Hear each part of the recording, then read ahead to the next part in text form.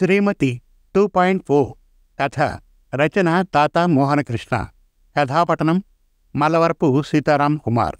రాజేశ్వరికి పెళ్ళై 20 సంవత్సరాలు దాటింది. భర్తతో హ్యాపీగానే ఉంది. పిల్లలు చదువు కోసం ఫారెన్ వెళ్ళారు. ఇంట్లో ఉన్నది తను, భర్త రామారావు మాత్రమే. కొత్తగా పెళ్ళైన అమ్మాయిల్ని చూస్తే వాళ్ళు లైఫ్ ఎంత బాగా ఎంజాయ్ చేస్తున్నారో అని తెగ ఫీల్ అయ్యేది రాజేశ్వరి. నేటి జనరేషన్ స్పీడ్ని చూసి తను కూడా ఆ స్పీడ్ని అందుకోవాలని అనుకుంది రాజేశ్వరి. పెళ్ళైన కొత్తలో ఇంత ఎంజాయ్ చేయడానికి లేదు తనకి. ఆ రోజులే వేరు కదా అని తన గతం గుర్తు చేసుకుంది. గతంలో మన అమ్మాయి రాజేశ్వరికి మంచి సంబంధం వచ్చింది అన్నాడు భార్యతో రాజీవ్. అబ్బాయి ఏం చేస్తున్నాడండి? గవర్నమెంట్ ఉద్యోగం చేస్తున్నాడు. అమ్మాయిని కూడా ఒక మాట అడగండి అంది భార్య. అమ్మాయి రాజేశ్వరి నా మాట ఎప్పుడూ కాదందు. అయినా మనకన్నా బాగా ఎవరు ఆలోచిస్తారు చెప్పు అని సమర్థించుకున్నాడు రాజీవ్. అప్పట్లో రాజేశ్వరికి ఒక్క మాట కూడా చెప్పకుండా పెళ్లి ఖాయం చేసేశారు. రామారావుకు మాత్రం అమ్మాయి బాగా నచ్చింది, ఒప్పుకున్నాడు. తండ్రి మాటకు విలువ ఇచ్చి పెళ్లి చేసుకుంది రాజేశ్వరి. భర్త ఎప్పుడూ ఆఫీస్తో బిజీగా ఉండేవాడు. ఇంట్లో వంట, ఇంటి పని చేసుకోవడం, అత్తగారికి మామగారికి సేవలు చేయడం, తర్వాత ఆఫీస్ నుంచి ఇంటికొచ్చిన భర్తకు సేవలు చేయడం, ఇలాగే రాజేశ్వరి జీవితం సాగిపోయేది.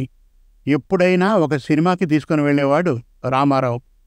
ఆ తర్వాత పిల్లలు పుట్టేశారు. వాళ్ళని పెంచి పెద్ద చేయడానికే సరిపోయింది ఇన్ని సంవత్సరాలు. కొన్నాళ్ళకి అత్తగారికి ఒంట్లో బాగోలేకపోవడం, ఆమెకు దగ్గరుండి మంచంపైనే అన్ని సేవలు చేసేది రాజేశ్వరి. ఆ తర్వాత కొంతకాలానికి అత్తగారు కాలం చేశారు. ఆ తర్వాత మామగారి వంతు, ఆయనకి సేవలు చేసింది రాజేశ్వరి. ఆయన కాలం చేసిన తర్వాత రాజేశ్వరికి 40 దాటేశాయి. ఇప్పుడు పిల్లలు పెద్దవారయ్యారు. చదువు కోసం ఫారిన్ వెళ్ళారు. ఇప్పుడు కొంచెం తీరిక ఉన్నా వయస్సు లేదు, ఓపిక తగ్గింది. అప్పుడే రోబో సినిమా చూసింది రాజేశ్వరి. నా చిన్నప్పుడు ఉన్న సినిమాలే వేరు అనుకుంది రాజేశ్వరి. ఆ తర్వాత రోబో 2.4 వచ్చింది. సడన్గా ఒక ఆలోచన వచ్చింది. నేను ఎందుకు మారకూడదు? ఇప్పుడు లైఫ్ని ఎందుకు ఎంజాయ్ చేయకూడదు? ఎవరు ఏమనుకుంటే నాకేంటి? శ్రీమతి నుంచి శ్రీమతి 2.0గా మారుతాను అని డిసైడ్ చేసుకుంది రాజేశ్వరి. ఆ రోజు సాయంత్రం నీట్గా రెడీ అయ్యి భర్త కోసం వెయిట్ చేస్తోంది రాజేశ్వరి. ఏమండి, ఈరోజు ఎందుకింత లేట్ అయింది? ఎవరండి మీరు?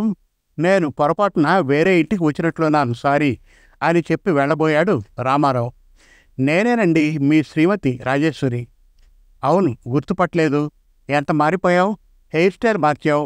ఎప్పుడూ చీర కట్టే నువ్వు ఈ డ్రెస్సులో మెరిసిపోతున్నావు. అట్టే పొగడకండి. ఇదేం చూశారు?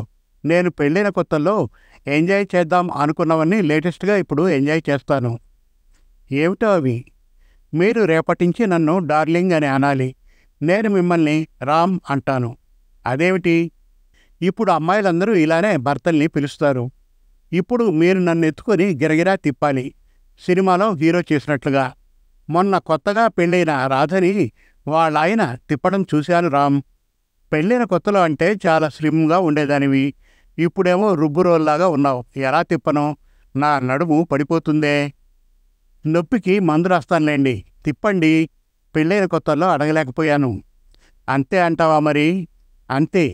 మొత్తానికి రామ్ కష్టపడి శ్రీమతి కోరిక తీర్చడానికి ప్రయత్నించగా నడుం పట్టేసింది. చెప్పిన ప్రకారమే రాజేశ్వరి మందు పూసింది. తన కోరిక ఒకటి తీరినందుకు చాలా హ్యాపీ అయింది రాజేశ్వరి. ఇప్పుడు నొప్పి తగ్గిందా రామ్? ఇప్పుడు బాగానే ఉందిలే. నెక్స్ట్ మన పెళ్లి రోజు వస్తుంది కదండి, ఆ రోజు సూపర్గా ప్లాన్ చేస్తున్నాను. ఒకప్పుడు ఎప్పుడూ ఇంట్లోనే ఉండే నా లైఫ్ని ఇప్పుడు కొత్తగా లేటెస్ట్గా ఉండాలని అనుకుంటున్నాను. దానికి నేను ఇంకా ఏమిటి చేయాలో? మీకు మాత్రం ఎంజాయ్ చేయాలని ఉండదా చెప్పండి? రేపు మనం ఉదయం సినిమాకు వెళ్ళాలి, మర్చిపోకండి. కార్నర్ సీట్స్ బుక్ చేయండి. ఆ తర్వాత ఏం చేయాలో మనం ఎన్ని సినిమాల్లో చూడలేదు. అంతే, ప్రిపేర్ అయిపోండి. ఆ తర్వాత మంచి హోటల్లో ఫుడ్ తిని ఎంజాయ్ చేద్దాం. తప్పదా రాజేశ్వరి? ఇప్పట్లో భర్తలు ఇంకా చాలా చేస్తున్నారు. నా కోసం ఈ మాత్రం చేయలేరు రామ్ అని బుగ్గ గిల్లింది రాజేశ్వరి. ఇలా ఒక్కసారిగా అన్నీ అడిగితే ఎలాగే రాజేశ్వరి? రాజేశ్వరి కాదు, మర్చిపోతున్నారు. అదే డార్లీ, ఎలా చెప్పు? తప్పదు రామ్. మర్నాడు పెళ్లి రోజు ఉదయం సినిమాకు వెళ్ళారు ఇద్దరు. కార్నర్ సీట్స్లో సినిమా చూస్తున్నప్పుడు ఏదో తేడా అనిపించింది రామారావుకు. పెళ్ళాం చేస్తున్న కొత్త ముచ్చట అనుకుని ఊరుకున్నాడు. ఇంటర్వెల్లో లేచి చూస్తే జేబులో పర్సు లేదు. ఎవడో కొట్టేశాడని లబోదిబో అన్నాడు. ఆ దిగులుకి రామారావుకి తలనొప్పి వచ్చేసింది. మీకోసం అమృతాంజన్ తెచ్చానండి, డోంట్ వరీ అని తలకి పూసింది. కొంచెం సర్దుకున్న తర్వాత మంచి హోటల్కి వెళ్ళారు ఇద్దరు, ఒకరి చెయ్యి ఒకరు పట్టుకొని. ఈ రోజుల్లో అందరూ వెరైటీ ఫుడ్ తింటారు. ఈ కొత్తగా ఉన్న డిషెస్ అన్నీ ఆర్డర్ చేసేయండి అని ఆర్డర్ వేసింది రాజేశ్వరి. ఆర్డర్ చేసిన కొత్త డిషెస్ అన్నీ వచ్చాక ఒక పట్టు పట్టారు ఇద్దరు. ఫుడ్ తిన్నాక ఇంటిదారి పట్టారు.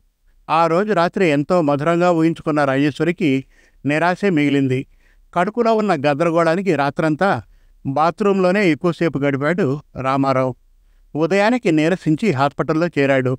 వచ్చిన బిల్ చూసి పాపం షాక్ అయ్యాడు రామారావు. దీనికన్నా ఇంట్లో నువ్వు కమ్మగా వండి పెడితే తింటూ ఓటీటీలో కొత్త సినిమా చూస్తూ ఉంటే ఎంతో హాయిగా ఉండేది. మన వయసుకు తగ్గట్లు ప్రవర్తించాలి అని భార్యను మందలించాడు రామారావు. సమాప్తం. మరిన్ని చక్కటి కథల కోసం, కవితల కోసం, వెబ్ సిరీస్ కోసం మనతెలుగుకథలు.com విజిట్ చేయండి. Thank you.